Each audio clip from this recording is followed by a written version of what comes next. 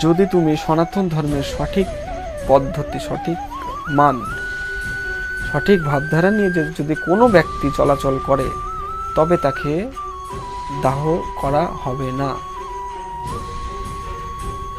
সঠিকভাবে যদি চলতে পারে তবে তার দাহ কার্য নিষিদ্ধ। কারণ একমাত্র বৈষ্ণবীয় ধারাতে যদি কেউ চলাফেরা করে, সে সঠিক মানুষ, হিন্দু সনাতনী সেই।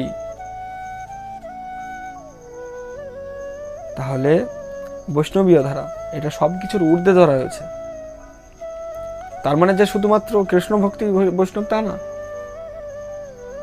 বড় বড় বৈষ্ণব, বড় বড় 5টা পথ, সৌর, শাক্ত, শৈব, গানপদ্য, বৈষ্ণব,